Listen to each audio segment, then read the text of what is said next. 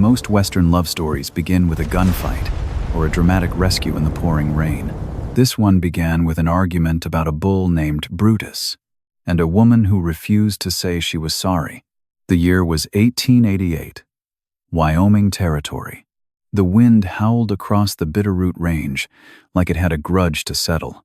Elias Thorne stood on the porch of his weathered cabin, staring at what used to be his vegetable patch. One very large, very stubborn bull was happily chewing the last of his cabbages like it was fine dining in Denver. Elias didn't yell. He rarely did. He just unspooled his lariat slow and easy, the way a man does when he's done this dance before. 10 minutes later, the sound of hooves. A paint horse came flying over the rise like it had been shot from a cannon. On its back sat Clara Whitlock buckskin jacket, rifle across her saddle, and a look that said she'd argue with a grizzly and win. She reined up sharp, looked at the bull, looked at the ruined cabbages, then looked at Elias. "He's got an eye for quality," she said, her voice rough as gravel but warm underneath. Elias hooked his thumb in his gun belt. "He's got an eye for trespassing." Clara tilted her hat back. Her eyes caught the mountain light, sharp, amber, and entirely unbothered. "The fence line's been a suggestion for years, Thorne." Elias almost smiled. Almost. In Wyoming, suggestions get men shot, or at least yelled at over a ruined supper. Clara laughed short, surprised, and real. The sound bounced off the canyon walls, like it didn't belong in all that emptiness.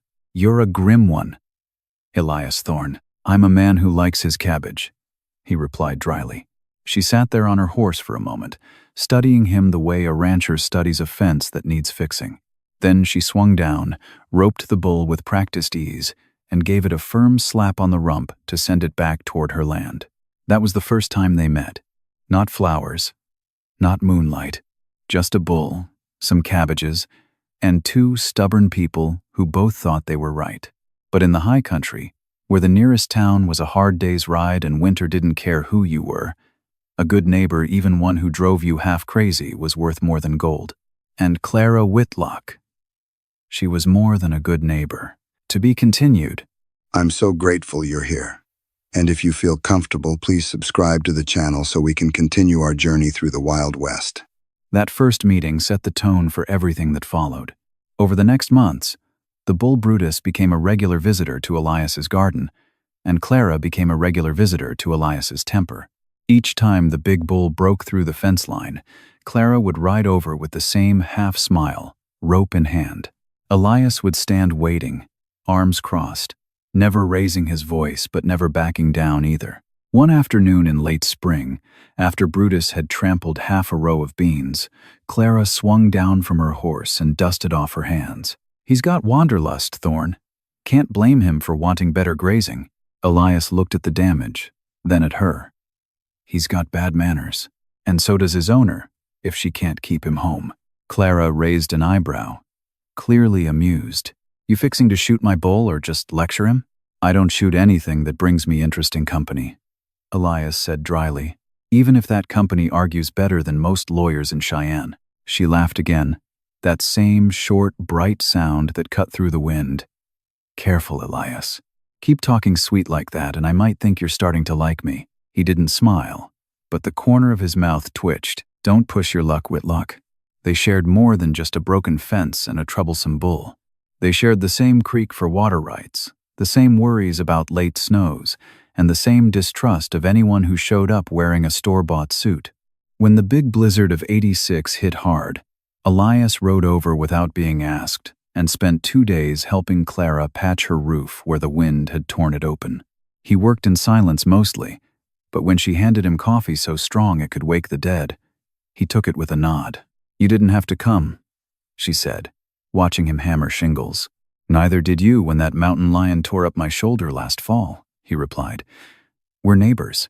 That's how it works out here." Clara studied him for a long moment. "Most men I know would have sent a bill. Most men you know aren't trying to keep their cabbage patch alive," Elias shot back. She smiled into her cup. "You're still mad about those cabbages, aren't you?" "Damn right I am." Their arguments never turned mean. They had the comfortable rhythm of two people who enjoyed the push and pull. Clara was quick with a sharp comeback. Elias answered with that dry, slow humor that landed harder because it came so rarely. They ground against each other like two stones in a river, slowly smoothing the rough edges. But the valley wasn't getting any bigger. And trouble has a way of finding quiet places. One hot afternoon in the summer of '89, a black carriage rolled into the valley like it owned the dirt under its wheels. Silas Graves stepped out in a fine suit, gold watch chain gleaming, 6 hard men riding behind him. He wanted the water rights. He wanted the land. And he wanted Elias, Thorne, and Clara Whitlock out of his way so the railroad could come through. Elias watched from the ridge, rifle across his saddle. Eyes narrowed. He knew the type. Men like Graves didn't fight with honor. They fought with paper, then with hired guns when the paper wasn't enough. 2 days later, Graves showed up at Clara's gate. She met him with her Henry repeater cradled in her arms, stance firm as the mountains behind her. Elias stayed hidden in the tree line, hand near his Colt. Ready. He didn't need to step in that day. Clara sent Graves away with words sharper than any bullet, but both of them knew it wasn't over. That evening, as the sun dipped behind the peaks painting the mountains purple, Elias rode over to her porch. He sat on the step without being invited. Clara handed him a cup of coffee without asking. "He won't quit easy," Elias said quietly. Clara stared out at the valley. "Neither will I." They sat in silence for a while. The comfortable kind. The kind that felt fuller than most conversations. Elias finally spoke again. "You ever think about selling, heading somewhere easier?" Clara turned to look at him, eyes steady. "You asking because you want the extra 40 acres, Thorne?" He met her gaze. "I'm asking because I don't like the idea of you facing men like Graves alone." Something shifted in the air between them. Not quite a confession, but not just neighborly concern either. The threat from Silas Graves didn't explode all at once. It simmered like a pot left too long on the stove.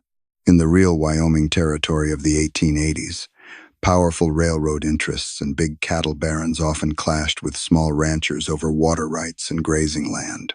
These disputes frequently turned bitter and sometimes deadly as the frontier gave way to progress. Many independent women like Clara stood their ground, proving that the strength of the West belonged to those willing to fight for their piece of it. Graves sent letters first, then offers that sounded generous until you read the fine print. When neither Elias nor Clara bit, the real pressure started. One of Graves's men began showing up at the South Creek, talking about damming the flow to improve the water rights for the railroad. Elias had seen enough. He rode out before dawn one morning, rifle ready, and found 3 men already working on a crude dam. He didn't announce himself with a shout. He announced himself with a bullet that neatly lifted the lead man's hat clean off his head. "The water stays where it belongs," Elias called from behind a granite boulder, voice calm as morning frost. The gunmen scattered for cover. Black powder cracked through the air. Lead whined past like angry hornets. Elias moved like he was born to it, firing, shifting position, never giving them a clean target. Then came a different sound, the deep, steady thud of a high-caliber repeater from the opposite ridge. Clara. She had flanked them perfectly, just like a cavalry scout's daughter would. Together, they turned the creek bed into a short, sharp lesson. 2 of Graves's men fled bleeding into the brush. The third stayed behind, staring at the Wyoming sky with empty eyes. It was over in minutes, but the silence afterward felt heavier than the shooting. Elias walked down to the water's edge, boots crunching on gravel. Clara met him there, her face smudged with powder smoke, sleeve torn and dark with blood. "You're hit," he said, voice tighter than he meant. "Scratched," she replied, pulling away when he reached for her arm. "Don't treat me like I'm made of glass, Thorne. I've patched worse on my own." He stepped back, jaw set. "I was worried about the horse." Clara almost smiled, but her eyes stayed serious. She looked at the man lying in the mud, then back at Elias. "Is this the life you wanted for yourself? For us?" Elias wiped his rifle with a rag, buying time. "It's the only one I've got. Out here, you protect what's yours or you lose it." They stood together as the sun climbed higher, the creek running red for a little while before it cleared. Elias tore a strip from his own shirt and bound her arm properly. His hands were surprisingly gentle for a man who made his living with rope and iron. "You didn't have to come today," he said quietly. "Neither did you when my roof was caving in," she answered. "We're neighbors, remember?" But they both knew it had gone beyond neighbors. The silence between them now carried something deeper. Something neither was ready to name. Graves didn't quit. He just got smarter. He stayed away from direct fights and let rumors spread in town that Clara was too wild to run a proper ranch, that Elias was a dangerous loner who would bring trouble to anyone near him. The pressure built slowly, like winter coming on. Then October arrived, and with it the annual autumn social at the Blackwood Grange Hall. It was one of the few nights the valley let itself relax before snow locked everything down. Fiddles played, roasted pig turned on spits, and folks tried to forget about railroad men and hard winters for a few hours. Elias stood in the corner, back to the wall out of habit, wearing a suit that felt too tight across his shoulders. He nursed a cup of cider that tasted mostly like vinegar and watched the room. Then Clara walked in. She wore a deep emerald wool dress that caught the lantern light. Her hair was braided with silver thread, and for once she wasn't carrying a rifle. The room quieted for a heartbeat. She looked every bit the queen of the frontier. Elias felt something twist in his chest he hadn't felt since he was a young man. Men circled her quickly, storekeepers, young ranchers, even a deputy or two, all looking for a dance. He stayed in his corner, telling himself it was better this way. Clara deserved a life without gunfights at the creek, and men like Graves breathing down her neck. A young rancher named Miller stepped forward with a confident grin, hat in hand. "Miss Whitlock, I believe this dance is mine." Elias felt a sharp twist in his gut. He watched Clara's face, waiting for her answer. Instead of stepping onto the floor, she glanced across the room at him, her emerald eyes steady and unreadable. For a moment, the fiddles seemed to fade into the background. Elias forced himself to speak, voice flat. "Go ahead, Clara. Any decent rancher would be lucky to marry a woman like you." He meant it as a kindness, a way to give her an escape from his own shadowed life. The gunfights, the blood on his hands, the kind of trouble that followed men like him. Miller was clean, prosperous, and had no railroad barons trying to burn him out. Clara froze. The easy smile she'd been wearing all evening vanished. She looked at Elias like he had just slapped her. Then she leaned in close enough that only he could hear, her breath warm against his ear. "I only wanted you, Elias Thorne. Not Miller, not any of them. Just you." The words hit him harder than any bullet he'd ever taken. Before he could find his tongue, before he could reach for her, Clara turned on her heel and walked straight out of the Grange Hall into the cold October night. The door closed behind her with a quiet finality that echoed louder than any gunshot. Elias stood rooted in the middle of the floor like a fool. The music scraped on, but it sounded wrong now. He pushed through the crowd and stepped outside, but all he saw was the dust kicked up by her horse disappearing into the darkness. He rode home alone that night, the silence of his cabin heavier than it had ever been. For the first time in years, Elias Thorne couldn't sleep. He sat on his porch cleaning his colt until the sky turned gray, turning her words over and over in his mind. He had spent his life protecting his land, his pride, and his independence. But somewhere along the way, he had forgotten how to protect a heart, especially his own. He had seen Clara as a partner in survival, but he had been too afraid to see her as a partner in life. The next morning, the sun rose blood red. Smoke was rising from the direction of the Whitlock place. Elias didn't bother saddling properly. He threw a blanket over his horse and rode like the devil himself was on his heels. When he crested the ridge, his blood ran cold. Clara's barn was already engulfed in flames. Graves stood in the yard with 10 men this time, torches in hand. Clara was cornered on her porch, Henry rifle empty, using it now as a club to keep them back. Graves's voice carried across the yard, slick and mocking. "Last chance, girl. Sign the deed, or watch it all burn." Elias didn't shout a warning. He rode straight into the yard like a storm, leaning low over the horse's neck. His colt spoke twice in quick succession. 2 of Graves's men dropped before they could clear leather. He dove off the horse behind the water trough as bullets chewed the dirt around him. From the corner of his eye, he saw Clara seize her moment. She ducked inside, reappeared with a shotgun, and the yard turned into chaos, fire, smoke, and lead. Elias felt a hot burn tear across his thigh, but ignored it. He rose up, Winchester roaring, shattering the wheel of Graves's carriage.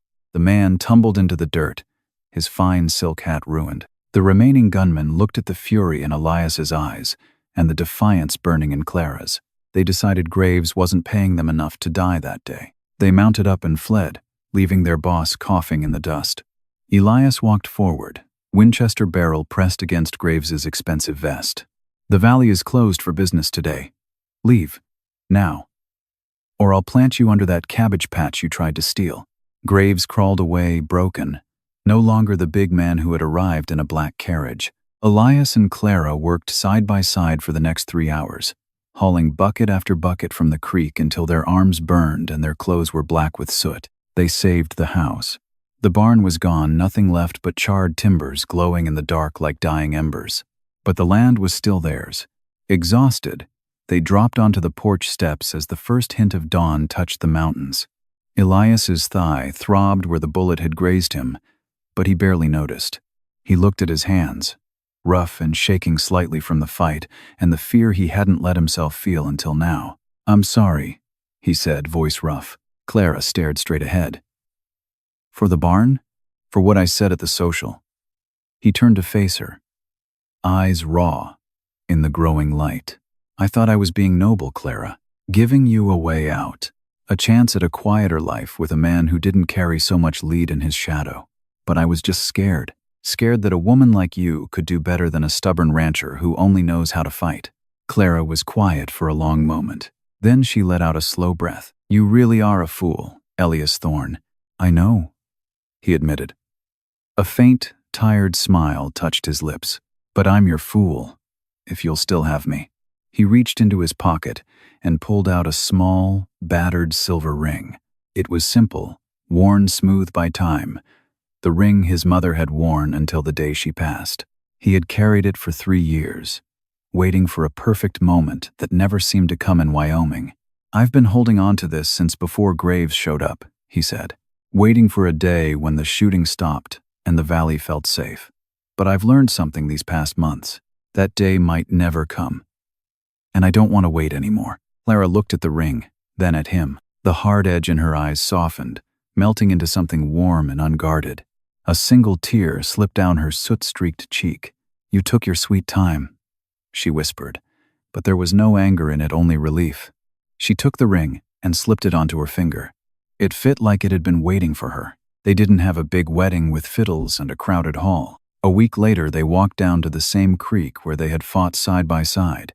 They spoke their vows to the mountains and the wind. Simple words between two people who had already proven they would stand together when it mattered most.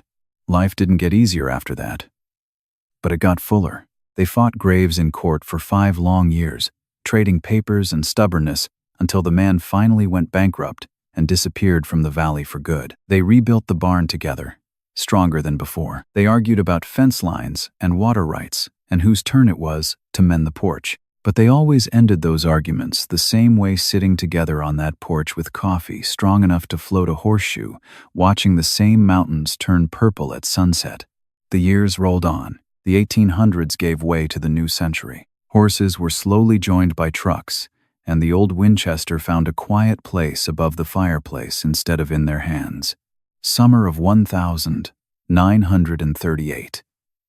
The world had changed around them, but the Bitterroot Range stood as stubborn as ever. Elias Thorne was 82 now, his hair white as fresh snow on the peaks, his hands still calloused but slower. Clara sat beside him on the same old porch they had shared for 50 years. Her grip on his hand remained strong, even though her skin had grown thin as parchment. Their grandson rode across the valley floor below, tending a herd that carried the combined Thorne Whitlock brand. The sight of him always brought a quiet pride to both of them. "You remember that bull?" Elias asked, his voice a low rasp carried on the wind.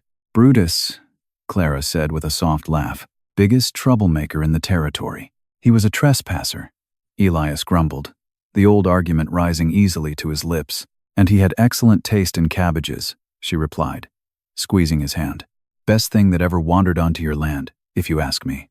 They both chuckled, the sound worn and comfortable, like an old saddle that had carried them through every kind of weather. They still argued about the fence line, still teased each other about who owed who for that first ruined vegetable patch. But the arguments had long ago lost their edge. They were just another way of saying they were still here, still paying attention, still choosing each other every single day.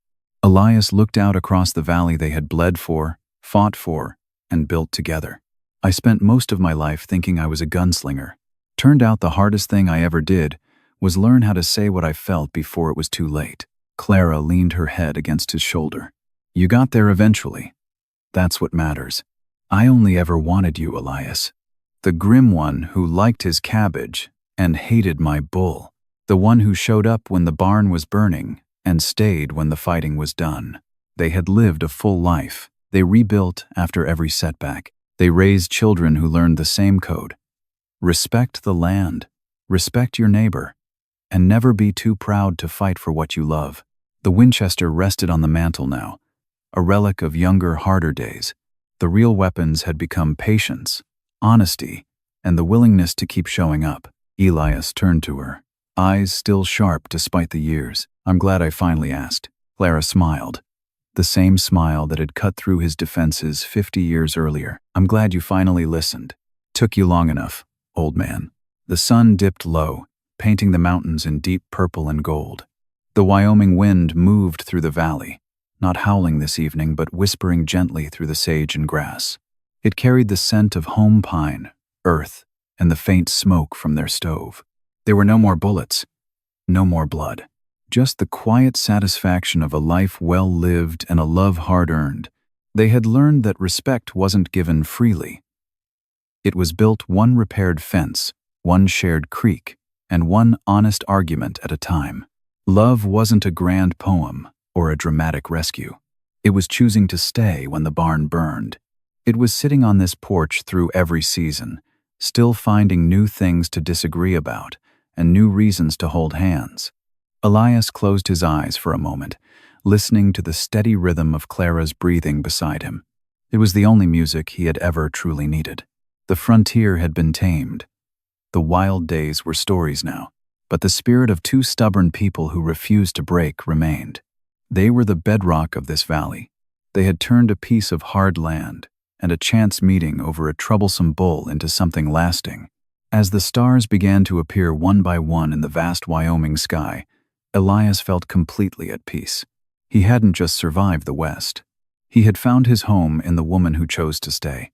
And that was the greatest victory of all. The end of the trail was near, but with Clara's hand in his, Elias Thorne was ready. They had ridden it together, one cabbage, one bull, and one lifetime at a time. What about you? If you were Elias, would you have waited so long to speak your heart? Or if you were Clara, would you have had the strength and patience to wait for a man who needed time to find the right words? Tell me in the comments below, what did this story mean to you? Was it the stubborn bull that started it all? The quiet moments on the porch?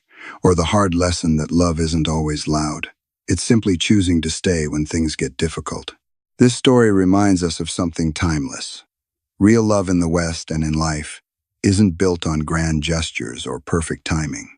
It's built on respect earned through honest arguments, quiet support, and the courage to say, I only wanted you, even when it's risky.